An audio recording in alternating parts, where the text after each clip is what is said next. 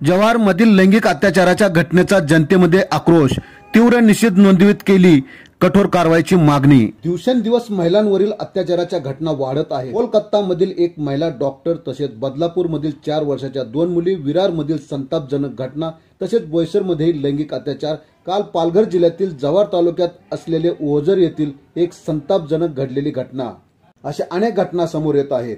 28 August रोजी एका परप्रांतीय नराधमाकडून एका 5 वर्षीय मुलीवर लैंगिक अत्याचार करण्याची संतापजनक घटना घडली आहे।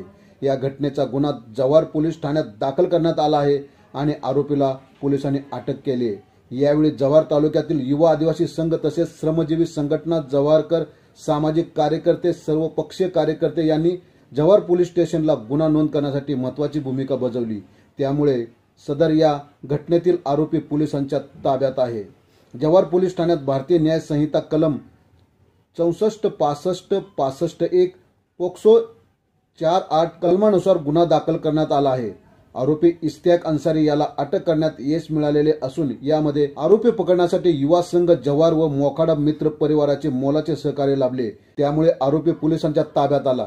या घडलेल्या घटनेचा निषेध करण्यासाठी आज आदिवासी चौक जव्हार येथे युवा आदिवासी संघाचे सर्व पदाधिकारी, पत्रकार संघाचे सर्व पत्रकार, सरपंच संघटनेचे सर्व सरपंच, महिला वर्ग व सर्व पक्षीय सामाजिक कार्यकर्ते यांनी मोठ्या संख्येने एकत्र येऊन निषेध नोंदवला आहे।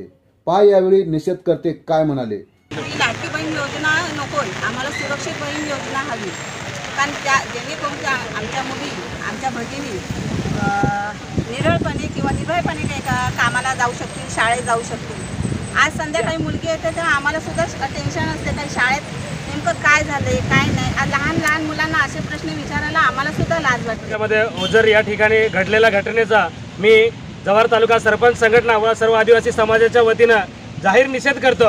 बदलापूरवरून सुरू झालेली घटना जव्हारमध्ये येऊन अजूनही ही घटना घडली।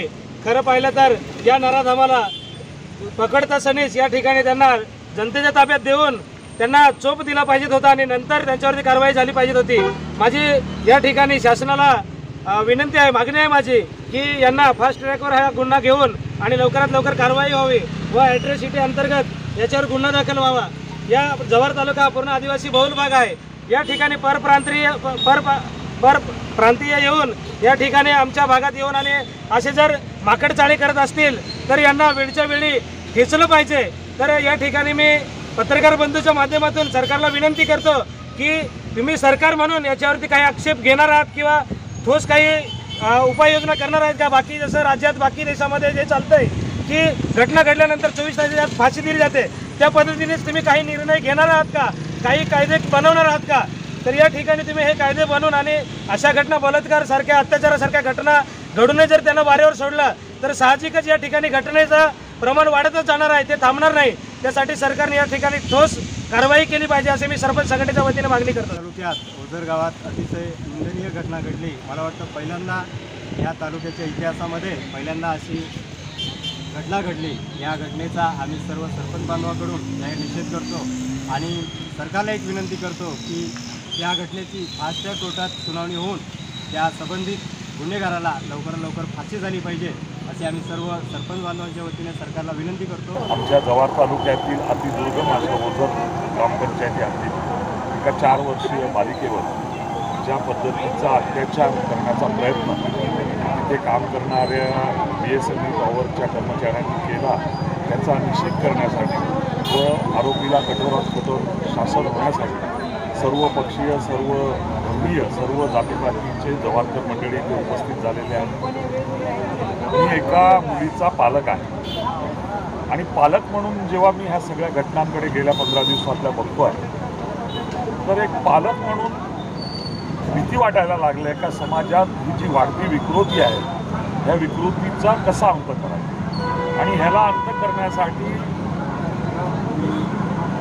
आपण छत्रपती शिवाजी महाराजांच्या राज्यातले नागरिक आहोत। मला असं वाटतं का इतर कुठले कायदे कानून बाजूला ठेवून देहदंडाची शिक्षा अशा लोकांना दिल्याशिवाय ह्या गोष्टीला आळा बसणार नाही आणि मग ह्याच्यातच समाजात भ्रूण हत्येसारखे प्रकाराचा जो एक प्रकारचं वाढतं त्याच्यात कारण ह्या सगळ्या गोष्टींमध्ये आहे असं मला वाटायला लागलं। आणि ह्या विकृतीकडे जाणाऱ्या समाजाला रोखायचं काम हे शासनाचं जसं आहे तसं नागरिकांचं पण आहे.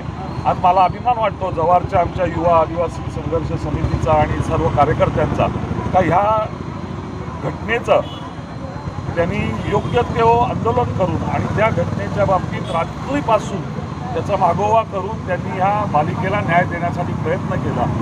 असा सजग नागरिक आणि सर्व संघटना यांनी अशा प्रकारची भूमिका घेतली तर मला वाटतं आरोपींवर ह्या सगळ्या गोष्टीचं निर्बंध लागतील आणि त्यांना ह्याची दहशत बसेल आणि अशी दहशत बसण्यासाठीचं काम या मंडळींनी केलं म्हणून मला त्यांचा जास्ती अभिमान.